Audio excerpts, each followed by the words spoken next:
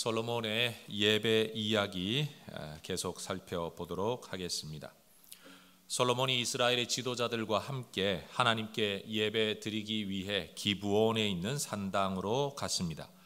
역대기는 이 예배가 솔로몬 한 개인의 예배가 아니라 솔로몬의 지도력 아래서 드려진 전 국가적인 신앙 고백, 또 어마어마한 예산이 투여된 전 국가적인 행사였다고 기록합니다. 예를 들어 1,000마리의 번제, 과연 어떤 짐승을 잡아 제사를 드렸는지 알 수는 없지만 만약 소라고 생각을 했을 때 인터넷을 뒤져봤어요. 대한민국 땅에서 요즘 소 한 마리 시세가 얼마나? 송아지는 300만 원, 잡아 먹으면 500만 원, 작년에는 1,000만 원짜리 소도 있었다 그러더라고요. 여러분, 소 한 마리를 500만 원이라고 잡는다면 1,000마리 번제를 드리려면 예배 한 번에 드려진 예물이 50억입니다. 여러분, 솔로몬이 하나님 앞에 드린 이 예배에 얼마나 많은 정성을 쏟았는지를 우리는 볼 수 있는 거죠. 더군다나 기브온 산당에서 드린 이 제사 일정은 하루에 끝나지 않았던 것 같습니다. 제사를 드린 그날 밤 솔로몬은 화려한 예루살렘의 왕궁으로 돌아간 것이 아니라 기브온에 있는 이 성막 앞에서의 어딘가에서 잠자리에 들었습니다. 한 나라를 경영하는 왕이 짧지 않은 시간을 예배에 쏟아붓고 있는 겁니다. 여러분께서는 오직 이 예배만을 위해서 이렇게 며칠의 시간을 내어본 적이 있으십니까?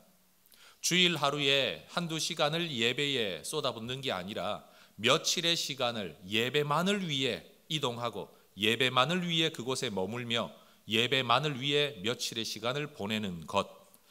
어찌 보면 이렇게 예배를 위해 시간을 낸다는 자체가 하나님께 응답받는 예배의 한 요소라고 저는 생각할 수 있을 것 같습니다.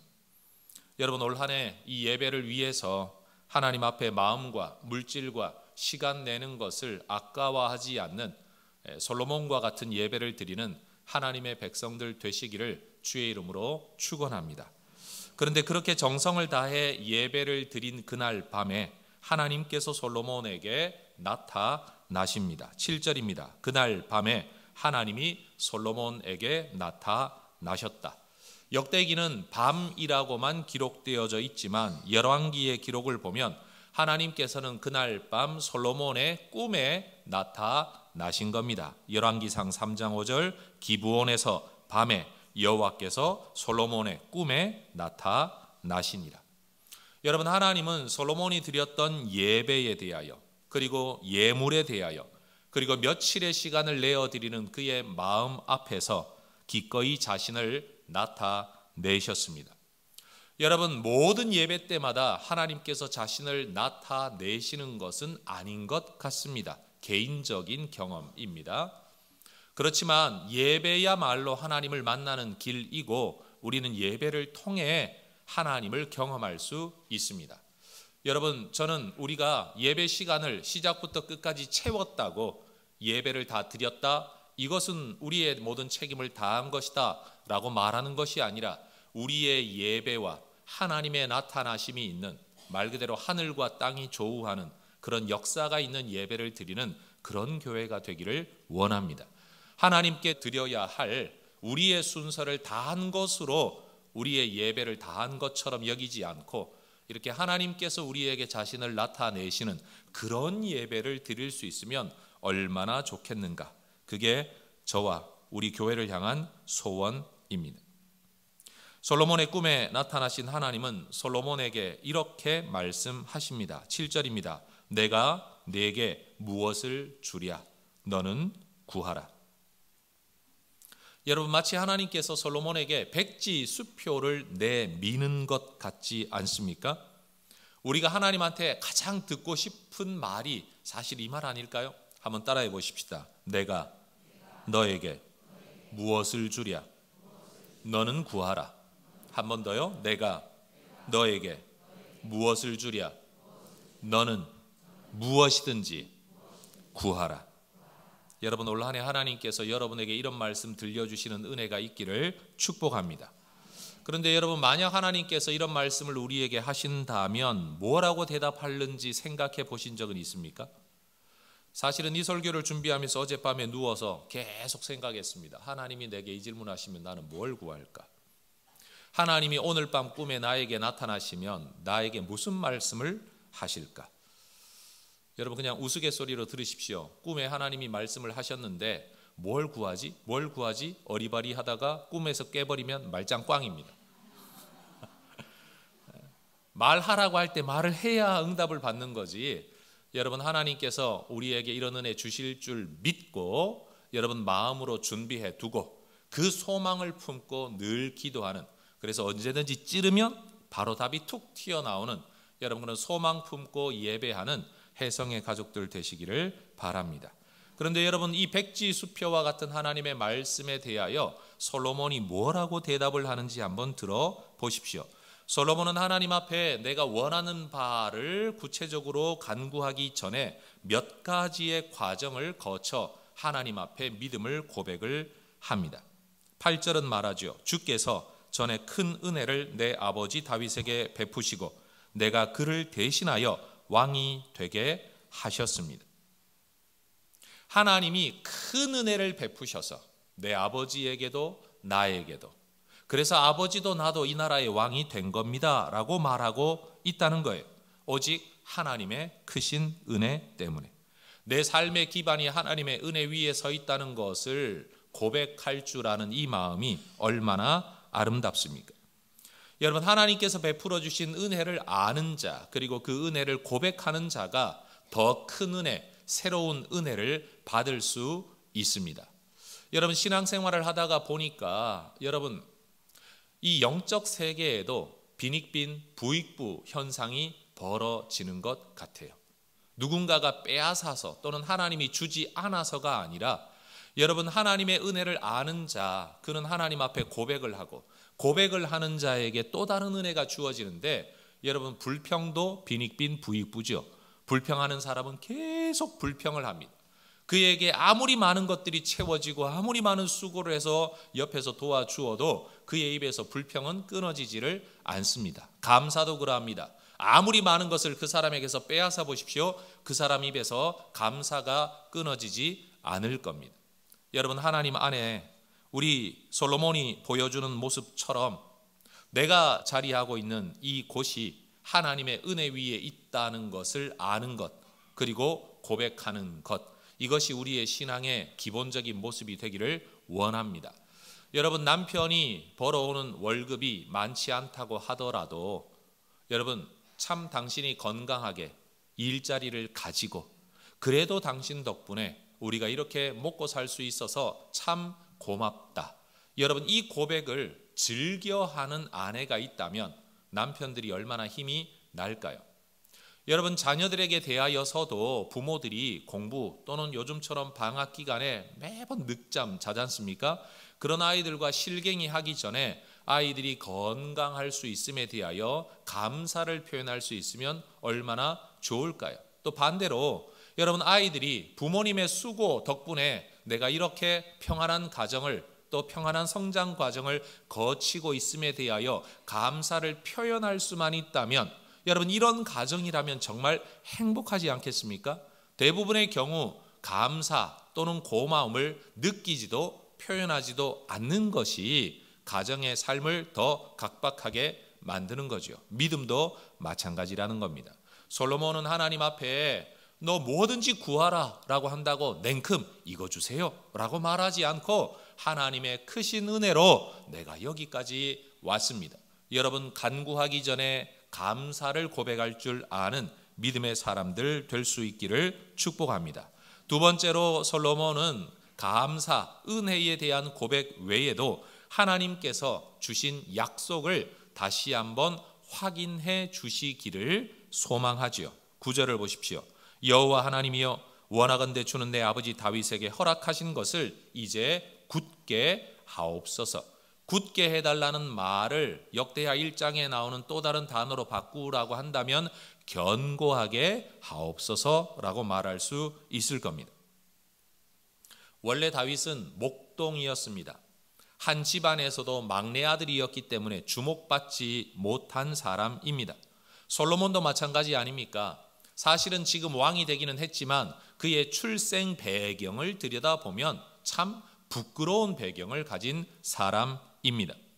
다윗도 이 솔로몬도 하나님의 은혜로 이 자리에 와 있는 거지 원래부터 이 자리에 올 만한 사람들은 아니었습니다. 그런데 하나님께서 은혜를 주시고 약속을 주셔서 이 자리에 있다는 사실을 솔로몬은 분명히 깨닫고 내가 이 자리에서 계속 살아갈 수 있는 것은 하나님의 약속이 변치 않아야만 된다는 것을 그는 고백하고 있는 겁니다.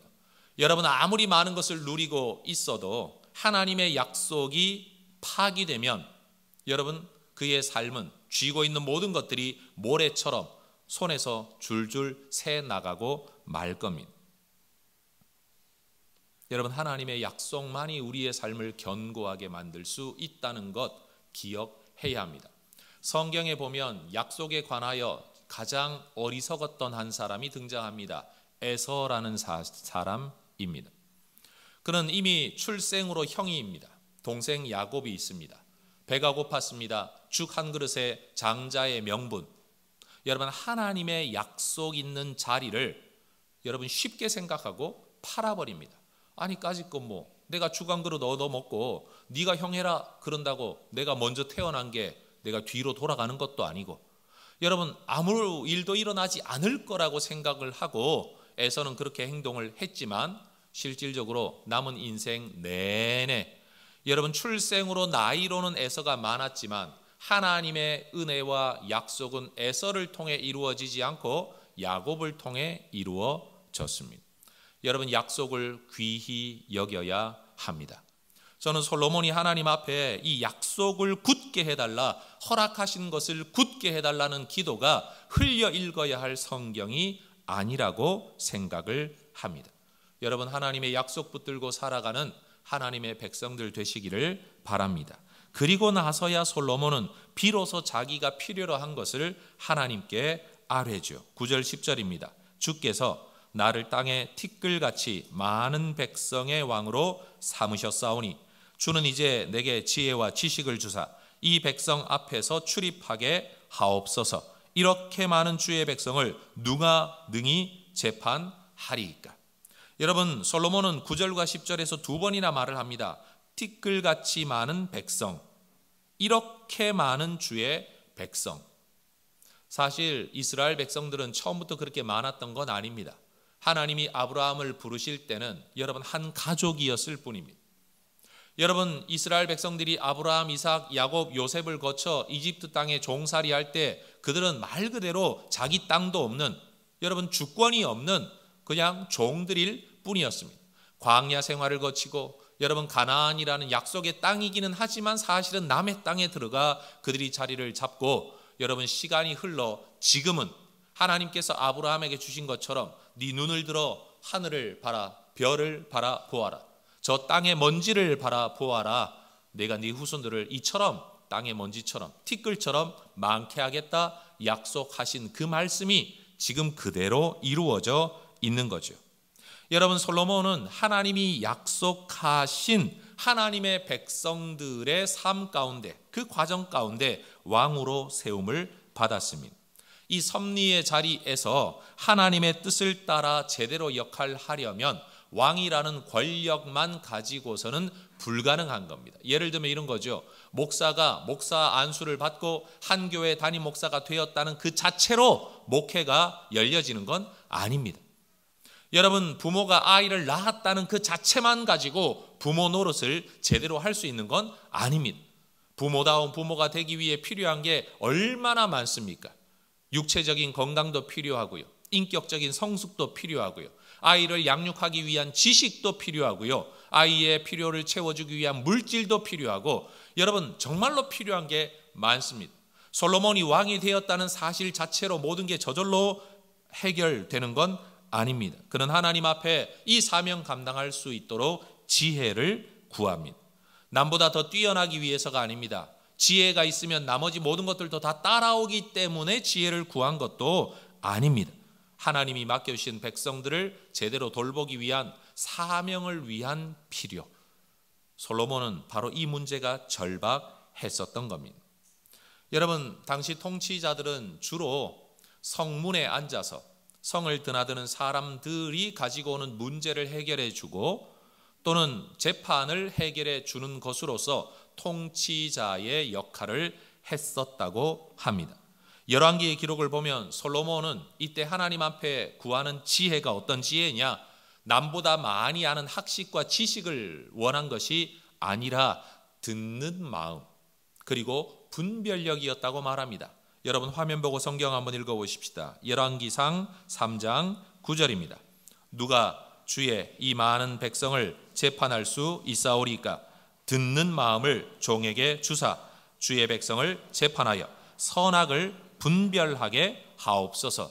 듣는 마음과 분별하는 마음. 여러분 솔로몬이 구했던 지혜는 바로 이것입니다. 솔로몬이 한 나라의 최고 권력자로서 얼마나 많은 사람들을 만나겠습니까? 얼마나 많은 감언이설을 듣겠습니까? 또 얼마나 많은 중상모략을 듣겠습니까? 여러분 사람들이 전부 다 사실이라고 말을 하겠지만 그 사실은 자기 개인에게 유익한 것만 이야기한 것이지 아마 나머지는 다 속이거나 아니면 말하지 않고 숨길 것입니다. 여러분 그냥 들은 말 한마디를 가지고 어떤 판단을 해준 왕의 권위가 어쩌면 악한 사람을 지지하는 것이 될 수도 있을 것이고 선한 사람에게 해를 끼치는 것이 될 수도 있을 것입니다. 이 모든 과정에서 분별력이 없다면 왕의 권력은 조롱거리가 될 것이죠. 나라의 질서는 허물어지겠죠. 결국 백성들의 삶은 도탄에 빠질 것이고 나라도 망할지도 모릅니다. 이것이 통치자의 두려움이고 통치자의 기도 제목이었습니다.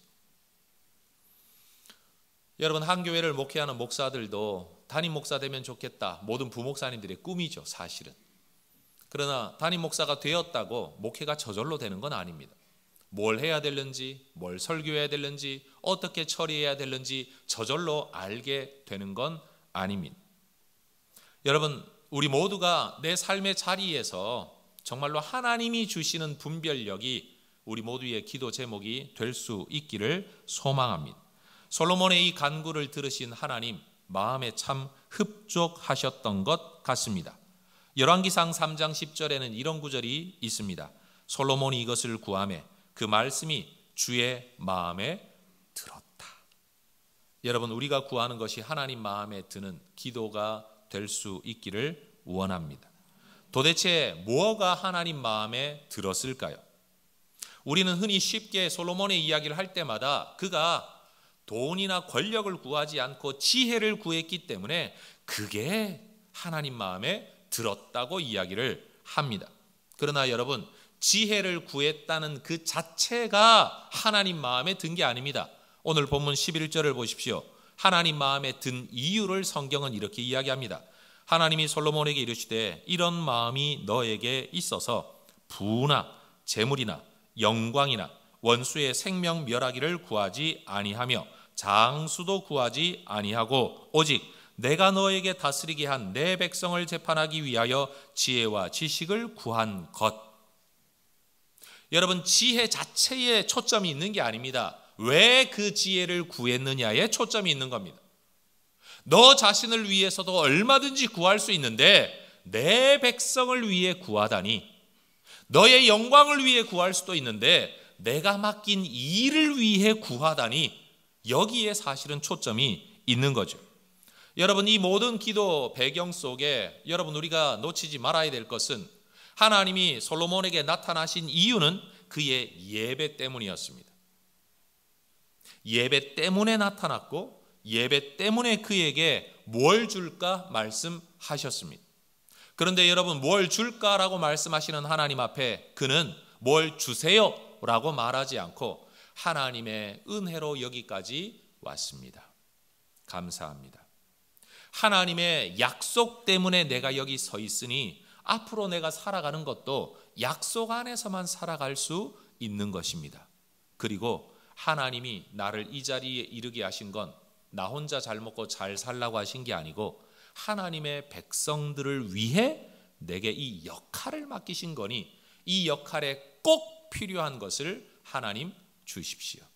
이 모든 과정이 하나님 마음에 들었다는 겁니다.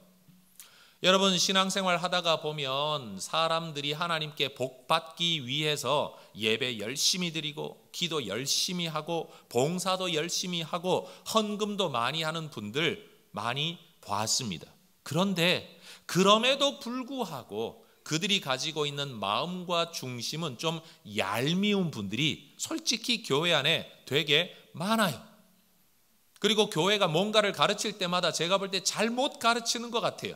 그냥 예배 잘 드리면 복 받는다, 기도 열심히 하면 복 받는다, 교회를 위해 헌신 많이 하면 복 받는다 라고 가르치지만 솔로몬은 그냥 예배 때문에만, 헌금 때문에만, 기도 때문에만, 지혜를 구한 것 때문에만 복 받은 게 아니라는 겁니다. 하나가 아니라 그가 가지고 있었던 마음의 중심과 태도가 훨씬 더 중요했다는 겁니다. 예배면 예배, 예물이면 예물, 태도면 태도, 기도면 기도, 중심이면 중심. 어찌 보면 지금 1장에 기록되어져 있는 솔로몬의 모습은 하는 짓마다 참 이쁘다라고 말할 수 있는 바로 그 모습 아닙니까? 여러분들도 그저 예배 시간에만 거룩한 사람 되지 마시고 이 예배를 위한 이전 단계, 예배를 드리고 있는 마음의 중심, 사람에게만 보이는 게 아니라 하나님이 보고 계신 내 마음의 헌신, 기도하고 있는 내 중심, 왜 그것을 기도하고 있는지에 대한 의도까지도 우리 하나님께 참 흡족한 그런 하나님의 백성들 되시기를 바랍니다. 여러분, 우리 하나님은 우리의 중심을 보시는 분이십니다. 예배 한 번이 응답을 받는 게 아니고 그 한 번의 예배에 담겨진 그의 전 인격이 여러분 하나님께 인정을 받게 되는 거죠. 올 한 해 그런 예배에 우리 모두가 성공할 수 있기를 축복합니다. 여러분 솔로몬의 간구의 태도가 너무나도 마음에 드셨던 하나님께서는 솔로몬이 구한 지혜와 지식뿐만이 아니라 그가 구하지도 않았던 것까지 약속해 주십니다. 저와 여러분 모두가 소망하는 말씀이 바로 이런 말씀 아닙니까? 12절 함께 읽어 보겠습니다.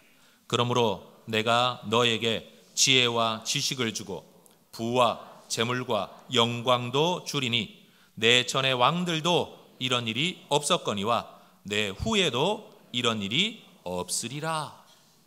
여러분, 구하지 않은 것을 주시면서 그것도 어느 정도냐? 말 그대로 전무후무할 만큼 주겠다. 여러분, 하나님께서 복을 주시고 뭘 좀 주시겠다라고 말씀하시거나 마음먹으면 부족하지 않을 정도로 주는 그런 째째한 하나님이 아니십니다. 여러분, 복 좀 받았다라고 말하려면 이 정도는 받아야 되지 않겠습니까? 자, 따라하십시다. 복을 좀 받았다라고 말하려면 이 정도는 받아야 하지 않겠습니까? 여러분, 이 말씀을 읽으면서 저는 예수님의 이 성경 구절이 떠올랐습니다. 마태복음 6장 33절. 그런즉 너희는 먼저 그의 나라와 그의 의를 구하라. 그리하면 이 모든 것을 너희에게 더하시리라. 여러분, 솔로몬이 구한 게 지혜입니까? 아닙니다. 지혜로 표출되어진 하나님의 나라 백성들에 대한 올바른 리더십을, 그의 나라와 그의 의를 솔로몬이 구한 겁니다. 그랬더니 하나님께서 이 모든 것을 그에게 더하십니다. 어느 정도로요? 전무후무할 만큼. 거기에 포함되어지는 게 부와 재물과 영광, 이 모든 것들입니다. 열왕기의 기록을 보면 솔로몬이 하나님께 구하여 받은 지혜가 얼마나 대단한 것인가를 설명해 주기 위해서 하나의 사례를 가져와 이야기하죠. 그게 한 아들을 놓고 두 여인이 내 아들이다라고 싸우고 재판하는 이야기입니다. 그런데 역대기에서는 그 이야기가 기록되어 있지 않습니다. 오히려 하나님께서 주신 지혜와 지식이 얼마나 대단하냐, 그건 나중에 이야기를 하는데, 오히려 하나님께서 덤으로 주신 게 얼마나 대단하냐라는 것을 기록합니다. 그래서 14절부터 17절이 바로 그 목적을 위해 기록된 구절인데, 그 중에 15절은 제가 볼 때는 이게 진짜일까 싶을 만큼 여러분 참 놀라운 구절입니다. 같이 한번 읽어볼까요? 15절입니다. 왕이 예루살렘에서 은금을 돌같이 흔하게 하고 백향목을 평지에 뽕나무같이 많게 하였더라. 부와 재물과 영광이 얼마나 대단했는가. 뭐 다른 말은 안 할게. 내가 한마디만 하지. 우리는 황금이 돌 같아. 그래서 여러분, 우리는 열왕기의 성경과 역대기의 성경을 읽음으로써 하나님께서 솔로몬에게 주신 은혜가 얼마나 대단한 것인가를 함께 이해할 수 있게 되는 거죠. 여러분, 우리 하나님께서 누군가의 예배가, 누군가의 기도, 누군가의 존재가 마음에 들어서 내가 뭘 좀 주고 싶다라고 하시면 이 정도 주시는 분입니다. 우리의 예배가 하나님 마음에 들면 하나님은 꿈에라도 나타나 선물을 주실 겁니다. 우리의 기도가 하나님 마음에 들면 하나님은 구하지 않은 것까지도 다 채워 주십니다. 여러분, 말 한마디로 천냥 빚을 갚는다는 말이 있지 않습니까? 인사 한 번에 인생이 바뀐다는 말이 있지 않습니까? 여러분, 이 말 한마디 기도에 솔로몬의 인생이 바뀐 겁니다. 이 인사 예배 한 번에 솔로몬의 인생이 바뀐 겁니다. 여러분, 우리의 예배가 하나님의 마음을 감동시키면 여러분, 하나님과의 만남의 길이 열리고, 여러분, 우리의 기도가 하나님 마음을 감동시키면 우리 인생길이 완전히 열립니다. 학자들은 솔로몬이 왕으로 즉위할 당시에 그의 나이가 20대 초반이었을 것으로 추측합니다. 여러분, 정말 어린 나이 아닙니까? 그래서 아버지 다윗은 자신의 뒤를 이을 솔로몬을 두고 신하들 앞에서 이런 이야기를 몇 번이나 했어요. 역대상 22장 5절에 보면 다윗이 이르되 내 아들 솔로몬은 어리고 미숙하다. 따라하십시다. 어리고 미숙하여. 역대상 29장에서도 여러분 또 다윗이 신하들 앞에서 또 똑같은 말을 해요. 다윗 왕이 온 회중에게 이르되 내 아들 솔로몬이 유일하게 하나님께서 택하신 바 되었으나 아직 어리고 미숙하다. 하나님이 기름 부으시고 하나님이 택하신 건 맞는데 아직 어리고 미숙하다. 심지어 솔로몬도 하나님 앞에 자기 자신을 두고 이렇게 고백을 했습니다. 열왕기상 3장 7절 나의 하나님 여호와여 주께서 종으로 종의 아버지 다윗을 대신하여 왕이 되게 하셨지만 종은 작은 아이라 출입할 줄을 알지 못합니다. 내가 뭘 어떻게 해야 되는지 사실 나는 잘 모르겠습니다. 여러분, 이런 상황, 이런 연소함을 미루어 짐작해 보면 왕의 자리를 물려받은 솔로몬은 야, 내가 왕이다 라는 여러분 마음의 기쁨보다도 왕의 자리에서 해야 할 역할 때문에 아마 더 큰 심리적 압박을 느꼈을 겁니다. 생각해 보십시오. 여러분, 다윗 왕과 함께 산전수전 다 겪어 나라를 여기까지 이루어 왔을 원로들이 보기에 솔로몬은 아직도 미성숙한 풋내기일 뿐입니다. 여러분, 사무엘하 23장에 보면 다윗의 용사들의 이야기, 정말 대단한 사람들의 이야기가 많이 나오지 않습니까? 전쟁터에서 일생을 보내면서 나라를 여기까지 일구어 온 그 장수들, 용사들이 보기에 솔로몬은 전쟁 경험 한 번도 없는 아이일 뿐입니다. 여러분, 거기에 무슨 장수의 배포나 용맹함이라는 것은 찾아볼 수 없는, 이런 표현이 가능할지 모르겠습니다. 여러분, 전쟁터에서 살아가는 남자들이 보기에 여러분 솔로몬은 사내 아이일 뿐이에요.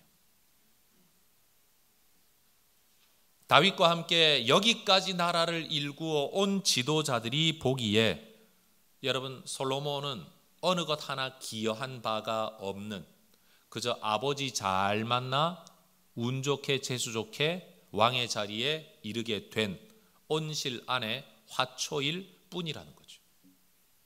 내가 왕이 되기는 되었는데 여러분 주변 사람들이 나를 보는 눈빛을 한번 상상해 보십시오.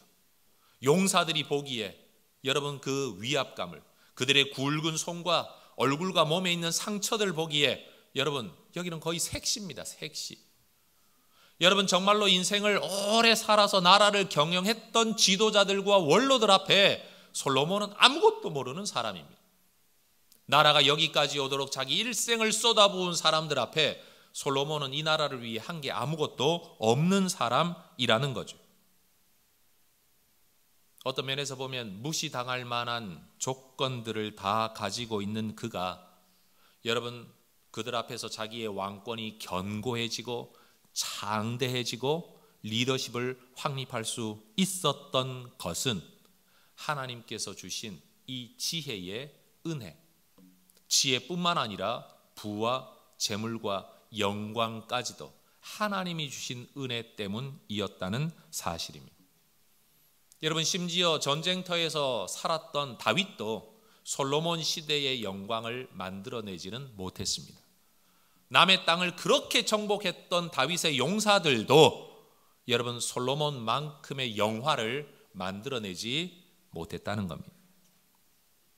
여러분 기브온에서의 시간은 솔로몬의 일생을 두고 보자면 아주 짧은 한 이틀 정도의 시간밖에 되지 않았습니다. 그러나 그 짧은 시간에 드려진 한 번의 기념비적인 예배, 한 번의 하나님과의 만남을 통해 사실 솔로몬의 일생이 결판 난 겁니다. 여러분 이 예배, 이 기도를 통해 솔로몬은 하나님 앞에서 하나님께서 만나주고 싶은 예배자로, 많이 주고 싶은 기도자로 인정을 받았다는 겁니다. 여러분 우리의 예배와 우리의 기도는 어떠합니까? 여러분 우리가 행하고 있는 일은 과연 우리 하나님께 감동이 되고 있을까요? 우리는 과연 그런 예배를 또는 그런 기도를 하나님께 드려본 적이 있을까요? 저는 저와 여러분이 하나님 앞에 이런 인생 되기를 원합니다. 한 번만 예배 잘 드리면 복 받는다. 제가 지금 그 이야기하고 있는 게 아닙니다. 한 번임에도 이 정도 복을 받았다. 저 오히려 그 이야기를 하고 싶은 겁니다. 그 한 번이 어떤 한 번이냐? 할 수 있는 모든 리더십을 동원하여 할 수 있는 최선을 다하여 전무후무한 예물을 통하여 전심으로 그 바쁜 국정 가운데에서도 오직 예배만을 위하여 어디서나 예배 드릴 수 있지만 특별히 하나님의 약속이 있는 그곳에서 내가 예배를 드리겠다는 바로 그 마음, 하나님의 은혜를 잊지 않는 마음, 하나님의 약속이 내 삶의 근거라는 것을 고백하는 마음, 내 배를 채우는 게 아니라 하나님의 백성들을 위해 내 필요를 채울 수 있는 시간에 하나님의 마음을 채우는 사람, 내 욕망을 채우는 게 아니라 하나님의 뜻을 추구하는 사람, 여러분 이런 예배, 이런 기도를 솔로몬이 드렸다는 거죠. 여러분 우리가 하나님의 마음을 헤아려 기도하면 하나님께서도 우리의 형편을 헤아리실 줄로 믿습니다. 우리가 하나님 앞에 전무후무한 예배를 드린다면 하나님은 우리에게 전무후무한 복을 주실 줄로 믿습니다. 그런 면에서 솔로몬의 예배 이야기와 하나님의 약속은 어느 정도 이렇게 좀 짝을 이루는 것 같지 않으세요? 그가 하나님을 위하여 밤을 보낼 때 하나님 밤에 찾아오시고, 그가 하나님 앞에 역사상 전무후무한 예물을 드릴 때 역사상 전무후무한 복을 주시고, 하나님만을 위하여 시간을 보낼 때 하나님도 솔로몬만을 위하여 시간을 내신다는 사실입니다. 그러나 저는 마지막으로 이 한 가지 주제를 꼭 언급하고 싶습니다. 솔로몬 평생에 이 지혜는 빼앗기거나 사라지지 않았습니다. 우리가 흔히 솔로몬을 지혜의 사람이라고 이야기를 하지만 솔로몬 평생의 이 지혜는 없어지지 않았습니다. 그러나 시간이 흐르면서 솔로몬 마음속에 하나님만을 예배하려는 마음, 그 하나님께 예배하기 위하여 자신의 시간을 전적으로 드리는 태도, 하나님의 은혜로 내가 여기 와 있다는 고백의 마음, 하나님의 약속만이 나를 지킨다는 그 마음 다 사라져 버렸을 때, 지혜는 남아 있었지만 하나님을 향한 그 모든 마음이 사라졌을 때 그의 인생은 몰락하게 됩니다. 여러분, 지혜가 제일이니 지혜를 구하라. 물론 성경에도 이런 구절이 있습니다. 그러나 여러분, 솔로몬이 받은 지혜 하나가 그의 인생을 붙들었다, 그의 인생을 복되게 했다. 여러분, 지혜가 복되게 한 게 아니라 하나님의 약속이 그를 복되게 한 거죠. 세상의 껍데기는 누리고 살았지만 그가 하나님을 향한 마음을 잃어버렸을 때 그의 인생은 계속 꼽히지 못하고 몰락의 길을 걷고 말았습니다. 지혜 있다고 복받는 게 아닙니다. 여러분, 우리가 하나님 앞에 가져야 할 마음의 중심이 중요한 겁니다.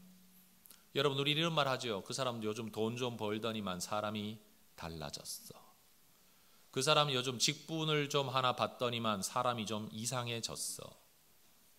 요즘 그 사람 하는 일마다 좀 잘 되더니만 좀 기도나 예배 태도가 좀 달라진 것 같아.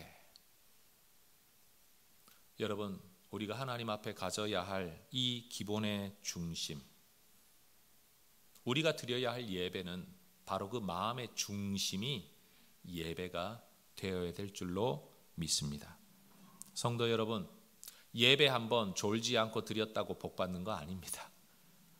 헌금 한번 대차게 했다고 그래서 복받는 게 아닙니다. 마음의 중심이요. 오직 예배만을 위해 내 리더십도 다 사용하리라. 예배만을 위해 어마어마한 예물 내가 다 쏟아 부으리라. 예배만을 위해 내가 시간도 내리라. 예배만을 위해 내가 내 잠자리마저도 불편함을 감수하리라. 하나님께서 나타나셔서 뭘 줄까 말씀하실 때 뭐든지 원하는 대로 주겠다는 약속 앞에서도 나를 먼저 생각하지 않고 하나님의 백성들을, 하나님의 약속을, 내가 왕이 된 것은 약속 때문에 된 것이지 나 하나 잘 먹고 잘 살라고 된 게 아니라는 걸 알고 하나님의 나라를 먼저 구하는 이 예배와 기도, 여러분, 이것이 솔로몬을 솔로몬 되게 만들었다는 겁니다. 우리 모두가 이런 마음 끝까지 지킬 수 있는 예배자, 기도자 되기를 원합니다. 울부짖어 금식하고 기도하면 응답받습니다 라고 그 말도 맞는 말이지만 하나님은 기도의 말을 들으시는 게 아니고 기도하는 사람을 들으시거든요. 하나님은 우리 예배 시간을 보시는 게 아니고 예배자, 예배자의 마음을 보십니다. 여러분, 우리가 하나님 앞에서 정말로 하나님께서 우리가 구하지 않은 것까지라도 채워주시고 싶은 그런 예배자, 그런 기도자 될 수 있기를, 올 한 해 그래서 우리 모두가 이런 은혜를 누리게 되기를, 내가 구하지도 않은 것까지도 얻게 되는 그런 하나님의 백성들 되시기를 주의 이름으로 축원합니다. 기도하겠습니다.